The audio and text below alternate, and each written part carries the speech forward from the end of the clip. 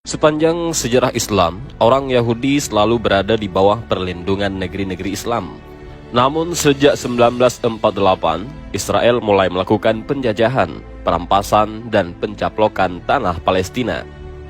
Pertanyaannya adalah, benarkah dunia akan kiamat jika Israel kalah perang dari Palestina? Dan mari kita simak jawabannya dalam perspektif Islam. Sebagaimana disebut di dalam hadis sahih yang berkaitan dengan keadaan akhir zaman, umat muslim kelak akan berperang melawan Yahudi hingga mereka bersembunyi di balik batu dan pepohonan. Hadis ini termasuk dari tanda-tanda kenabian Rasulullah yang terkait dengan mukjizat kabar yang terjadi di masa akan datang. Dari Abu Hurairah radhiyallahu an, Rasulullah Muhammad sallallahu alaihi wasallam bersabda, "Kiamat tidak akan terjadi sehingga kaum muslimin memerangi Yahudi. Lalu kaum muslimin akan membunuh mereka sampai-sampai setiap orang Yahudi bersembunyi di balik batu dan pohon. Tetapi batu dan pohon itu berkata, 'Wahai muslim, wahai hamba-hamba Allah, ini ada orang Yahudi di belakangku. Kemarilah dan bunuhlah dia, kecuali pohon Gharakat, karena ia adalah pohon Yahudi.'" Hadis riwayat Bukhari Muslim. Hadis ini dari segi kekuatan sanadnya termasuk hadis sahih tanpa perbedaan pendapat. Hadis ini baru terasa relevan di zaman sekarang. Sejak dinubuahkan oleh Nabi pada 14 abad lebih yang lalu, tiap orang yang membaca hadis di zamannya akan sedikit kebingungan. Mengapa? Sebab di masa mereka hidup, sejarah Yahudi tidak seperti sekarang. Mereka belum menjadi sosok negara superpower yang angkuh.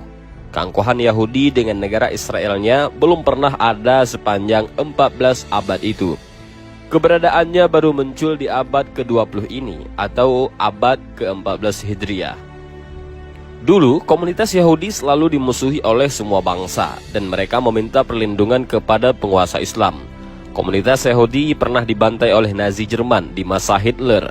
Mereka baru merasa aman apabila tinggal di wilayah Khalifah Islam, karena hukum Islam melarang memerangi ahlu zimmah ataupun kafir zimmi. Salah satu penguasa yang anti-Yahudi adalah Spanyol Kristen.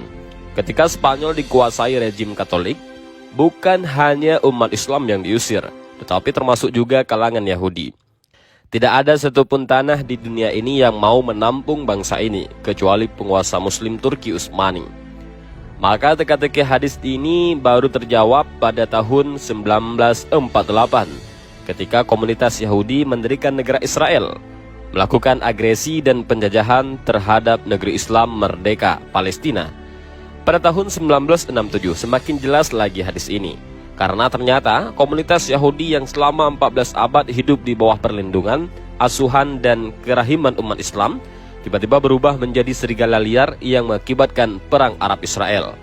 Hadis yang saya bacakan tadi merupakan hadis yang sangat ditakuti oleh Israel, sekaligus pembangkit harapan bagi umat Muslim Palestina. Hadis itu sangat tegas menyebutkan kepastian kehancuran bangsa pengingkar Allah dan para nabi ini. Bahkan pohon dan batu pun ikut-ikut membantu kaum muslimin dalam memerangi mereka, kecuali pohon Gharakat yang dikenal sebagai pohon Yahudi.